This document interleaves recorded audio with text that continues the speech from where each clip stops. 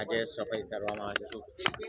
આ સફાઈ લગભગ 2 વીકથી વધારે સમયથી અમે કરવામાં આવી રહ્યા છે. વડોદરાથી અમે સ્પેશિયલી સોશિયલ મીડિયાથી લોકોને કનેક્ટ કર્યા છે અને લોકો પોતાના ઈચ્છાથી અહીંયા શ્રમદાન આપવા આવી રહ્યા છે. અને લગભગ આપણે જોઈ શકો છો કે લગભગ 2 માળ જેટલો જે કચરો હતો, મલબા ભરેલો હતો, એ અમે અત્યાર સુધી ખાલી કર્યો છે. અને અમે સ્ટેપ જેમ નીચે જશે એવી રીતે જ સિક્વન્સમાં નીચે ત્યાં સુધી કચરો ખાલી કરશું. કેટલા વર્ષથી આ બંધ પડેલીના કચરો ભરાઈ છે? લગભગ અહીંયા આસપાસ અમે જેટલી પૂછપરછ કરી તેના અનુસાર 40 વર્ષ જેટલો સમય છે એ ગાળામાં આખો કચરો ધીમે ભરવામાં આવ્યો. એવું કહેવાય છે કે અમુક એવા કન્સ્ટ્રક્શન વેસ્ટ જાણી જોઈને નાખવામાં આવેલા ટ્રોલીઓ અહીંયા ખાલી કરવામાં આવેલી.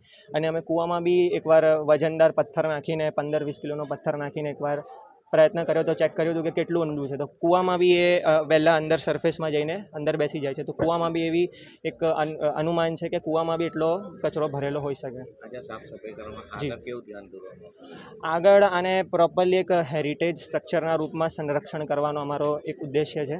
અને રામદૂત રિસ્ટોર્સ જેટલા બી એવા પૌરાણિક સ્ટ્રક્ચર્સ છે જેનો કોઈને કોઈ ધાર્મિક એક ક્વોલિટી હોય કે કોઈ ઇકોસિસ્ટમ ક્વોલિટી હોય, એના માટે અમે જે બી સંરક્ષણ કરવાનું છે, જે મૂળ એનો જે ઢાંચો છે એમાં અમે કોઈ એને ચેન્જ નથી આપવાના, પણ જે ઉપરથી એને બેરિકેડિંગ કરીને ફરીથી બગડે નહીં અને લોકોને જોવા માટે, લોકોને એની ક્વોલિટી સમજાય એના માટે અમે જે બી પ્રયાસ છે કરીશું.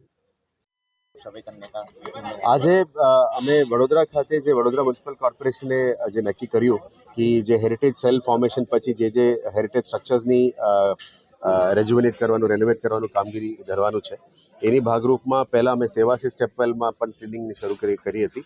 આપ જાણો છો કે લાલકોટમાં પણ કામ શરૂ થઈ ગયું છે, માંડવીમાં કામ શરૂ થઈ ગયું છે, ન્યાય મંદિરમાં પણ કામ શરૂ થવાના છે.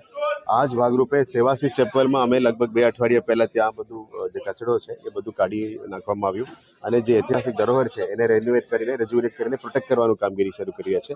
હવે એને એક ફિઝિબલ વર્કિંગ મોડલમાં પણ લઈ જવાની અમે નક્કી કર્યું છે. સેકન્ડ, એ જે સ્ટેપવેલ છે અત્યારે છે એ પણ વડોદરામાં લગભગ 150 વર્ષ જૂના સ્ટેપવેલ છે. આનું બધું ડિટેલ્સ બહાર લખવામાં આવ્યું છે. મંદિર પણ બની ગયું છે. પણ આની ખાસિયત એ છે કે અમે રામદૂત સેવા કરીને જે સંસ્થા છે, આખા દેશભરમાં મંદિરો અને પૌરાણિક સ્ટ્રક્ચર્સને પણ એ લોકો પણ સાફ સફાઈ કરીને પ્રોટેક્ટ કરવા માંગે છે. એ લોકો પણ અમને આવીને એક આમંત્રણ આપ્યા હતા. એટલે પછી વીએમસી અને રામદૂત બંને મળીને આ કામગીરી શરૂ કરી દેવામાં નક્કી કરી છે. હવે નક્કી કર્યું છે કે વડોદરાની અંદર જેટલા પણ સ્ટેપવેલ્સ છે, પૌરાણિક સ્ટ્રક્ચર્સ છે, મંદિરો છે, અથવા કોઈ પણ ધર્મના કોઈ પણ ઐતિહાસિક સ્ટ્રક્ચર હશે, મસ્જિદ હશે, જે પણ છે, એ બધાને અમે પ્રોટેક્ટ કરવા માટે મહેનત તો કરવાના છે.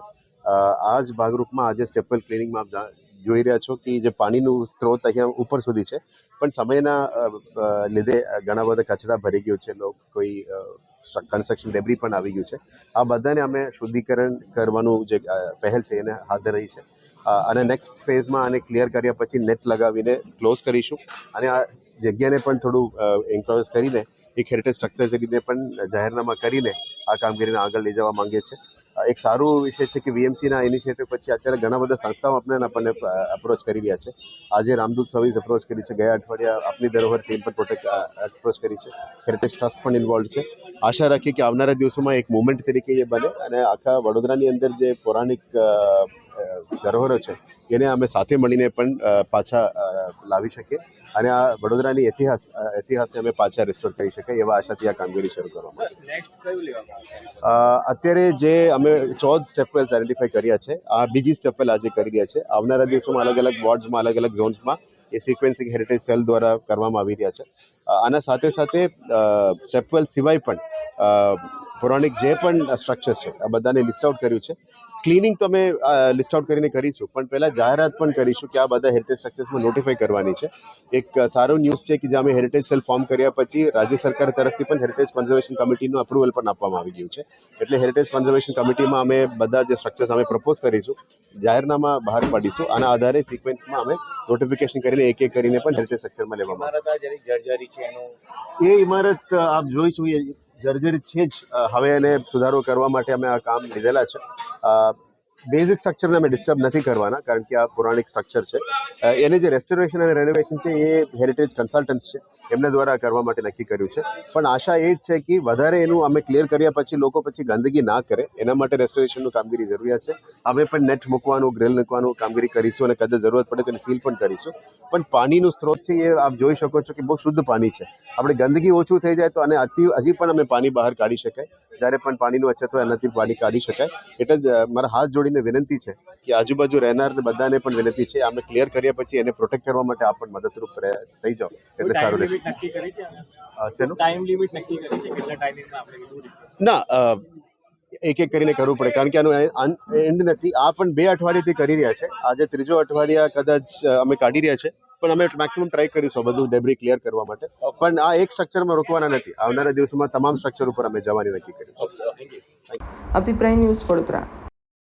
આવા જ વધુ સમાચારો જોવા માટે સબસ્ક્રાઇબ કરો અમારી યુટ્યુબ ચેનલને અને જોડાયેલા રહો ફેસબુક, ઇન્સ્ટાગ્રામ અને ટ્વિટર પર.